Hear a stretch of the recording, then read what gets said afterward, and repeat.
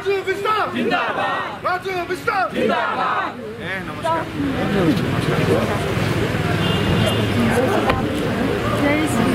जय श्री राम जय श्री राम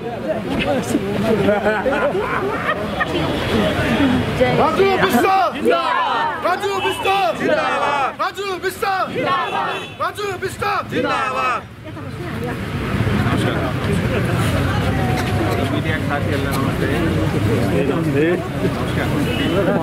अरे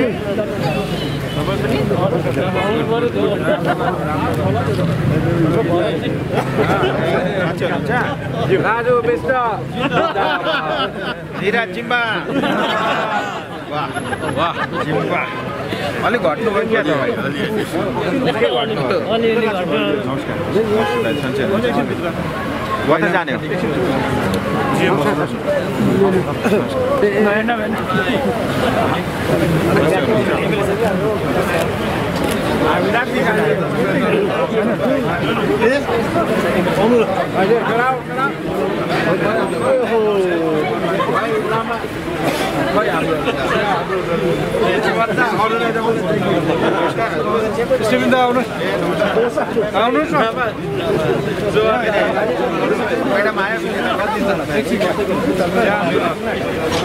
सँगै छन् र राजु विष्ट राजु विष्ट राजु विष्ट बिजेपी जिंदाबाद बिजेपी जिंदाबाद राजु विष्ट राजु विष्ट तर पनि छ लोक हजुर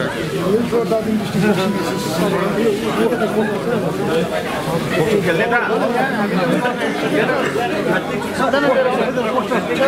अगाडि राखेर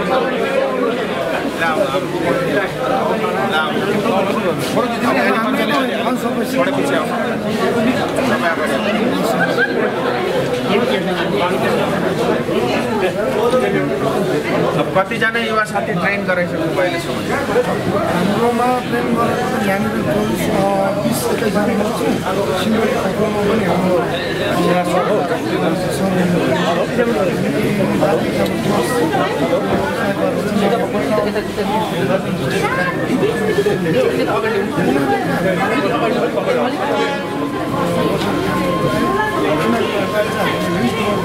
त्यही भएर त बङ्गाल छोडो अलग्गै छुट्याउ छोडिने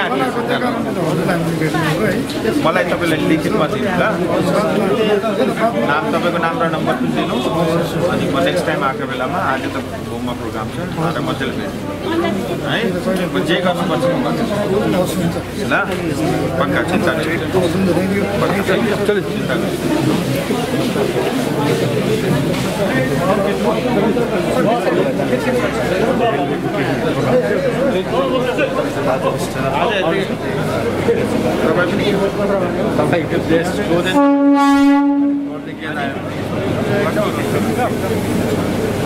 अरे कति इच्छा छ तर उसले मलाई छोड्दैन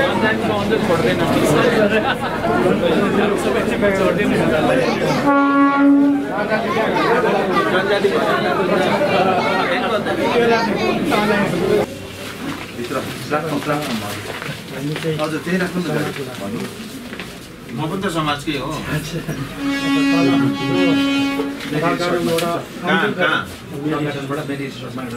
एकदम ढिलाइ हुँदैछ त्यस बाटोमा चाहिँ अलिक अन्त सबैको एउटा इनिसिएटिभ आउँदैछ मेरो स्टपले दिएको छैन मेरो स्टपको लागि चाहिँ 8 किलोमिटर मात्रै छ सर यो बाटो कसको अन्तर्गत आउँछ यो मेरो रिसोर्ट चाहिँ प्राइभेट पर्छ मेरो रिसोर्ट चाहिँ प्राइभेट पर्छ तर कसको मालिकको मालिक चाहिँ अशोक अग्रवाल को कटिहारकै मिनिस्टरै रहेछ सर चाहिँ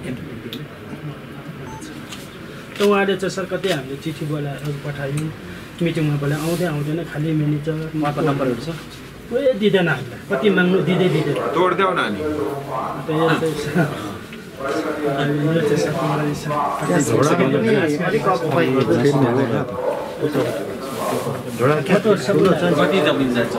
उहाँको कति पनि जाँदैन सर 5 फिट अलरेडी बाटो छ अब 5 फिट दियो भने 10 फिट बाटोमा फाइदा हुन्छ फेरि एकदम प्रब्लम छ सर, बिमारी स्टेसनमा कहाँनिर पर्छ यो चाहिँ?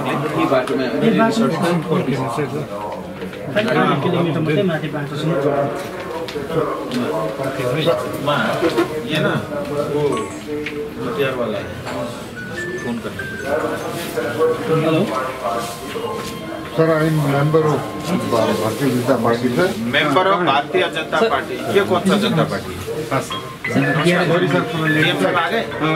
जो है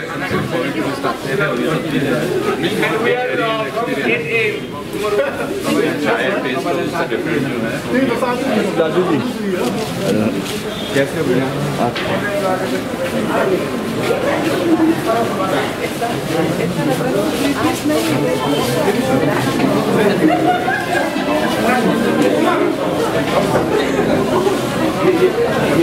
चिपकियाँ मत करो यार।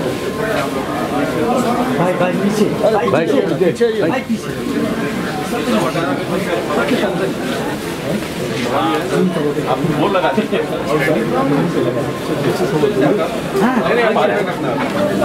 कहीं यहाँ है, अपना बोर्ड लगा दिया, स्टैंडीज और ये सब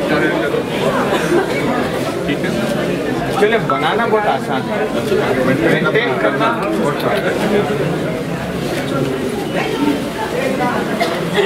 चाय दार्जिलिंग ये सब नहीं।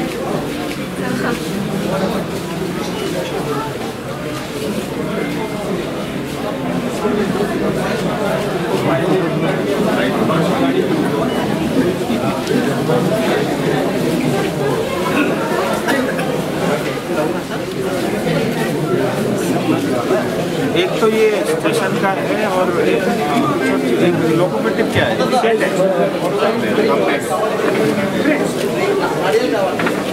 यहाँ पे हम लोग जो स्टीम कर रहे हैं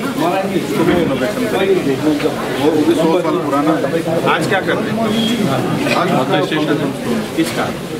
स्टीम सेट का? स्टीम सेट का जो रिनोवेशन का कितने स्टीम इंजन है? 13 और डीजल? पीछे सब और पीछे चाहिए, और पीछे चाहिए, सब पीछे आ जाइए, पीछे आप पीछे आ जाइए। गाड़ी इधर आ जाओ, एमएलए साहब इधर आ जाओ।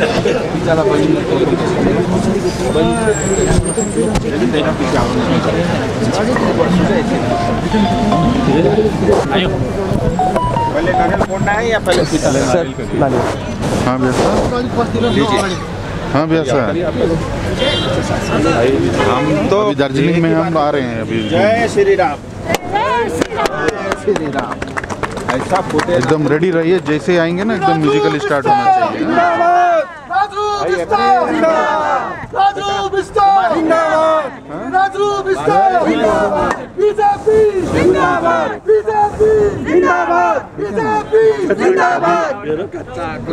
हाँ, हम तो ऐसा है, एक ही बात करना है, अपना मन से करना है, सब मिलकर बहुत सारा आइए।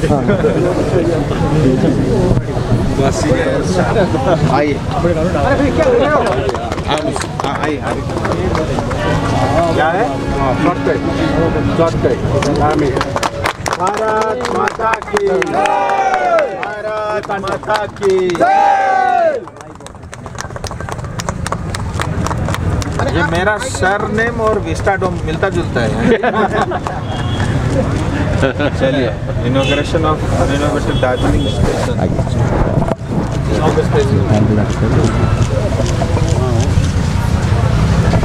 पूरा जो है फेज 1 जो है हम लोग सेटअप कराएगा। हाँ, अभी फेज 2 में आप लोग बताइए और क्या कराना है, करा देंगे जो भी। और हमें जो चाहिए दार्जिलिंग के लिए वो रेलवे नहीं दे सकता, केंद्र सरकार, भारत सरकार ही दे सकती है। इसीलिए आप तो रेल अच्छा बना दो। ऊपर रेस्टोरेंट बनेगा, ऊपर रेस्टोरेंट बनेगा, यहाँ पे एक कोच रेस्टोरेंट बनेगा। कोच रेस्टोरेंट दो बनेगा, कोच जो है मतलब आप उसमें कोच में बैठ के आराम से खाना पीना कर सकते हैं। ये 2 है ना, फ्री में रहेगा? हाँ नहीं, फ्री में नहीं, पैसा देना पड़ेगा। वो मैडम कहाँ गई? विनीता मैडम बुलाओ ना। उनके हस्बैंड भी हमारे मित्र हैं। विनय जो है, आप तो पीछे रह गई। तो एक यहाँ पे मतलब कोच रेस्टोरेंट, इसके टॉप पे रेस्टोरेंट, अच्छा बहुत बढ़िया। तो वो किसी को आप लीज पे देंगे? हम ऑलरेडी दे दिए हैं, आउटसोर्स कर दिए? आउटसोर्स कर दिए हैं, अभी काम चल रहा है, दोनों चालू। तो मेरे ख्याल से सारा यहाँ ऑनलाइन ही होता है, ई ऑक्शन। अच्छा बहुत बढ़िया। आज मुझे कोई बोला मोदी जी के नेतृत्व में कितना अच्छा है, वहाँ सिलीगुड़ी में मिला उसको, वो शायद अंदर वो कैटरिंग वगैरह का काम मिला, तो ऑनलाइन उसने भर दिया, उसको ऑनलाइन ही मिल गया। किसी अफसर से नहीं मिला, किसी को 1 रुपये नहीं दिया। ऐसे ही हो रहा है।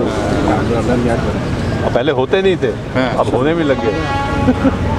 पहले डालने नहीं देते। लेकिन ये है कि एक थोड़ा सा ये है, जैसे यहाँ पे रूफटॉप रेस्टोरेंट बन रहा है ना, लोकल ही हमारे जो एंटरप्रेन्योर है उनको मिले। क्या है, यहाँ कलकत्ता वाले दिल्ली वाले बीट करें उसकी बजाय ये इंश्योर करना चाहिए। तो कि जब ऑफिस हम लोगों का एनजेपी है कटिहार से हम लोग करते हैं, तो कुर्सियों से करेंगे तो एड्रेस डालेंगे तो लोग फिर यहाँ ये कि प्री बिट कॉन्फ्रेंस हो रही है तो पहले यहीं के लोगों को बुला के तीन लोगों में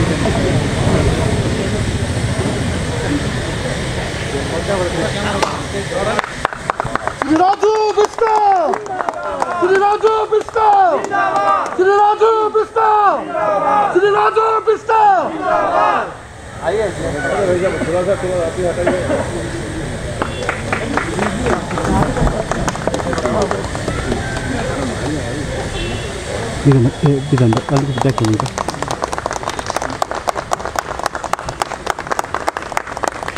दार्जिलिंग के पत्रकार मित्र और साथियों को मैं स्वागत करना चाहूँगा। और आज का दिन DHR के लिए विशेष है, दार्जिलिंग की जनता के लिए विशेष है।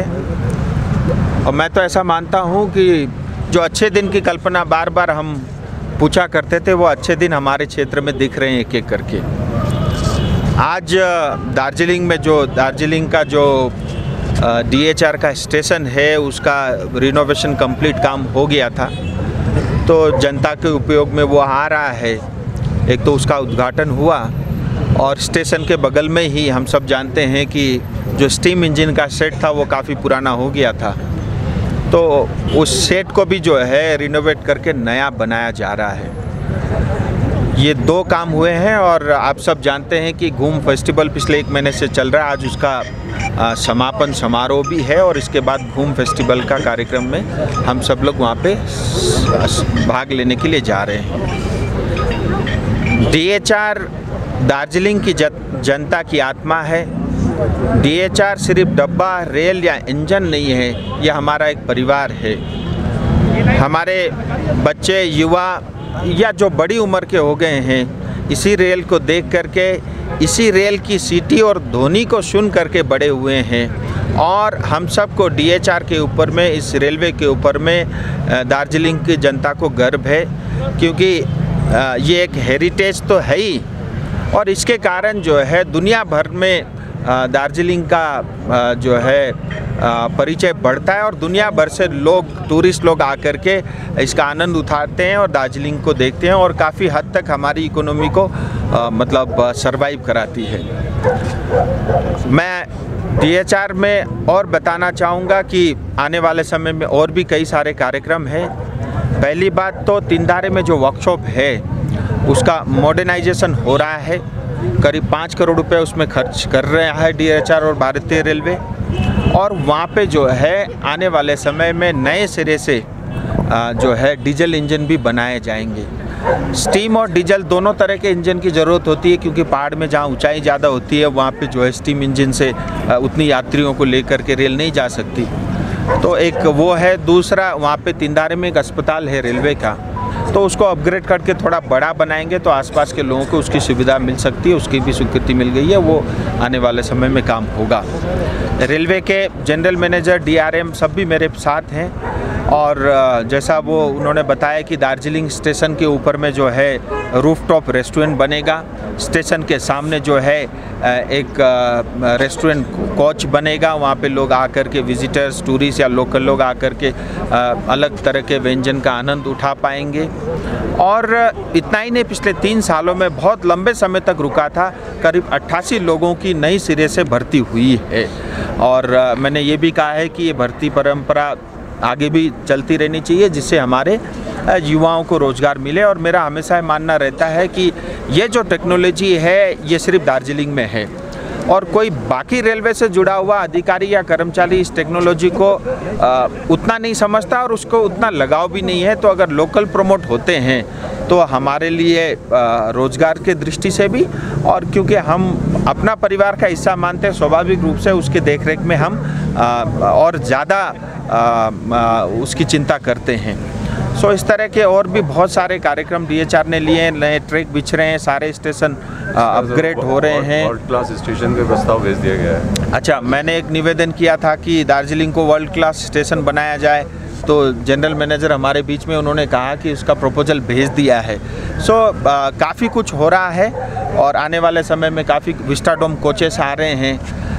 सो एक ये भ्रम की स्थिति पैदा कर दी थी बहुत सारे नेताओं ने, बुद्धिजीवी लोगों ने, बुद्धिजीवी तो मैं क्या कहूँ, जिनका बुद्धि भ्रष्ट हो जाता है, ऐसे लोगों ने, कि रेलवे को जो है बेच दिया गया। और यहाँ पे कई सारे धरने भी हुए हैं। देखिए, धरने के कारण पहाड़ को बहुत नुकसान हुआ है। अब ये धरने वरने का समय गया, अब इसकी कोई आवश्यकता नहीं है।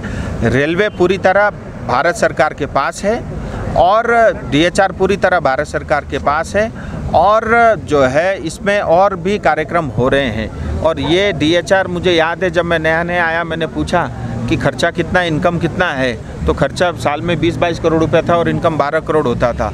और अभी जो है मुझे बता रहे थे कि अब जो है एट पार है, पिछले 1-2 महीने तो शायद कुछ बचाए भी है। सो मतलब नुकसान से भी, उस भरपाई से भी आगे निकल के आ गई है। मेरा यही मानना है कि DHR ये जो धरोहर है, इसमें इसका अपना एक ऐतिहासिक और भौगोलिक इसका महत्व है। इसका रख रखाव और इसकी जिम्मेदारी सिर्फ रेलवे के न होकर के हम सब की भी है। मैं विशेष तौर पे प्रधानमंत्री मोदी जी का, रेलवे मंत्री जी का, NFR रेल का, DHR के सभी सदस्यगण का, हमारे DRM जनरल मैनेजर, उन सब का मैं आभार व्यक्त करना चाहूँगा। खुद समय निकाल करके आए, पर्सनल इंटरेस्ट ले रहे हैं और काम होता हुआ आज दार्जिलिंग में और सिलीगुड़ी में हमारे क्षेत्र में दिख भी रहा है। चलें, इन इंजन के बारे में कुछ बोल दीजिए। स्टीम बनाता हूँ, दिखाता हूँ ना, बोलना क्या है। जो DHR है, जो कस्टिंग की वजह से लोकल एंजॉय करने पर ज़्यादा उसमें कुछ है। देखिए, क्या होता है कि आपकी बात स्वाभाविक रूप से जायज़ है, और मैंने ये भी निवेदन किया है कि जैसे करसेंग से दार्जिलिंग, कूम से दार्जिलिंग, सोनादा से दार्जिलिंग, लोकल्स के लिए, जिससे उनके ट्रांसपोर्टेशन और हमारे स्कूल कॉलेज के बच्चे और आम पब्लिक जो इस रास्ते से यातायात करते हैं, सब्सिडाइज रेट में उनको वो सुविधा उपलब्ध हो और अतिरिक्त ट्रेन चलाया जाए, उस पर जो है रेलवे विचार कर रहा है। बट आपका स्वाभाविक रूप से आपका प्रश्न बहुत जायज़ है, और मैं भी ऐसा मानता हूँ, क्योंकि रेलवे हम सब का है, DHR हम सब का है, और लोकल को इसका बेनिफिट ज़रूर मिलना चाहिए। और मैं इसके लिए और कोशिश भी करूंगा, प्रयास करूंगा। मुझे लगता है जनरल मैनेजर भी इसमें और प्रकाश डाल सकते हैं। पहले दार्जिलिंग इसके लिए जो बाहर जा रहे थे, बिजनबारी, मेरी कालिम्पोंग में था रेल के लिए, लेकिन अभी वो नहीं है। देखिए, आजकल आप एक बात हमको समझना पड़ेगा, जिस तरह से टेक्नोलॉजी और ज़माना बदल रहा है ना, हमको उसी पुराने ढर्रे में हर चीज़ में लेकर के नहीं बैठना चाहिए। मेरा ऐसा मानना है। आज सब कुछ तो ऑनलाइन हो जाता है, अब काउंटर खोल के मतलब बैठे रहने की क्या आवश्यकता है, मोबाइल से ही हो जाता है। सो मुझे लगता है जिस चीज़ की आवश्यकता नहीं, अननेसेसरी उसको हम लेकर के बैठे, उसके बजाय हमको आगे बढ़ना चाहिए, ऐसा मैं मानता हूँ। बहुत सारी जगह में काउंटर है, दार्जिलिंग में सके, बहुत सारी जगह में तो काउंटर है नहीं, जहाँ आवश्यकता। देखिए, हमको ये भी समझना पड़ेगा ना, एक स्केल होता है, वॉल्यूम होता है, फुटफॉल होता है। तो आप NGP को DHR से मत जोड़िए। सो दार्जिलिंग DHR अलग है, NGP अलग है, लेकिन फिर भी मैं एक बात ज़रूर कह सकता हूँ, अगर कोई ऐसा विषय हो जिसकी आवश्यकता हो, वो काम होगा। अगर आपके पास ऐसा कोई बिंग पत्रकार तो नहीं, अगर लोकल लोगों की ऐसी कोई डिमांड है आप उनको कहिए, मुझे लिख के दे, अगर उनकी मांग जायज़ होगी वो काम पक्का होगा। मैं इतना आश्वासन आपको दूँ। के बारे में क्या सोचते हैं? जो सिलीगुड़ी स्टेशन के बारे में बहुत सोच रहे हैं। आज ही जो क्या बोलते हैं फुट ओवर ब्रिज का उद्घाटन हुआ है। एक नया जो है एग्जीक्यूटिव एयर कंडीशन लॉन्च भी हुआ है। 4 प्लेटफॉर्म वहाँ पे है और एक प्लेटफॉर्म और बन के 2 महीने में तैयार होगा। वहाँ पे भी कोच रेस्टोरेंट बन रहा है। सो मतलब मैं ऐसा ही नहीं कि सेबोक से लेकर रंगपू का रेल का काम बहुत तेज़ी से चल रहा है। और मैं सिलीगुड़ी अररिया डबलिंग भी हो जाएगा। सो सिलीगुड़ी से अररिया डबल लाइन हो रहा है। और इतना ही नहीं, मैं आपको आज ये बता रहा हूँ, बहुत जल्दी भविष्य में हम जो है रेल में बैठ करके मिरिक भी पहुँचेंगे और रेल में बैठ करके कालिंगपिंग भी पहुँचेंगे। मुझे लगता है ये बहुत बड़ी उपलब्धि हमारे पहाड़ के लिए, हमारे क्षेत्र के लिए होगी। मैं ऑलरेडी हमारी जनरल मैनेजर और उन सब की बैठक हुई थी, उसमें भी ये बोल चुका हूँ और मैं स्वयं मंत्री जी से बात कर चुका हूँ। और जितना मुझे पता है इसमें पहले भी एक बार वर्किंग हुई है। सो फिजिबिलिटी वर्किंग करके इस प्रस्ताव पे बैठक भी है हम लोगों की बोर्ड के साथ। तो और मैं बताना चाहूँगा, हमारे NFR के जनरल मैनेजर गुवाहाटी बैठते हैं लेकिन उनका पूरा मन दार्जिलिंग NGP पे लगा रहता है। और अच्छी बात यह है कि बहुत पॉजिटिवली चीज़ों को समझते हैं और उसको तत्काल कर भी देते हैं। आप देखिए दार्जिलिंग स्टेशन में मैं एक बार आया तो लोकल बहुत परेशान थे क्योंकि उनको दुकानें हटाए जा रहे थे। तो इन्होंने उनकी व्यवस्था भी कर दी और अपग्रेड करके और उनको सुंदर भी बनाया। मुझे लगता है ये छोटी छोटी बात होती है जो हमारे लिए ज़्यादा मायने रखती है। और वैसे भी हम गोरखा ज़रा छोटे बातों में ज़्यादा उलझते हैं, तो हमारी अगर छोटी बातों को चिंता होगी तो मुझे लगता है कि ये पहाड़ में कई बार जो है बहुत ऐसे छोटी छोटी बातों को लेकर अननेसेसरी बहुत सारे बड़ी चीज़ें खड़ी होती है, उससे भी हम बच सकते हैं। पंचायत इलेक्शन और म्यूनसिपल इलेक्शन क्या खाया जाए? बीजेपी अकेले लड़ेंगे या जनरल पे? इधर है ना जीने ले। देखिए, जहाँ तक म्यूनसिपलिटी पंचायत चुनाव भारतीय जनता पार्टी लड़ेगी, इसमें कोई दो मत नहीं है। हम लड़ेंगे भी, हम जीतेंगे भी। कारण ये है कि मैं ऐसा मानता हूँ अभी तक जो राजनीति हो रही है गलत लोगों के हाथ में राजनीति है, ऐसा मेरा पर्सनल मानना है। मैं गलत भी हो सकता हूँ, कोई सिद्ध कराना चाहे तो मैं उस चीज़ को स्वीकारता भी हूँ। संवैधानिक कोई भी चुनाव होगा, बीइंग ए पॉलिटिकल पार्टी हम जरूर भाग लेंगे।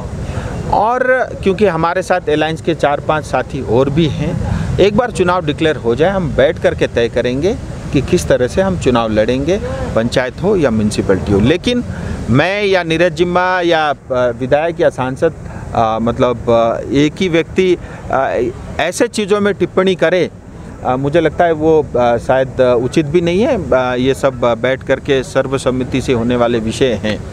लेकिन ये ज़रूर है कि आपको जो है अलायंस पार्टी को आपस में लड़ाने का मौका नहीं मिलेगा, इतना आश्वासन मैं आपको देता हूँ।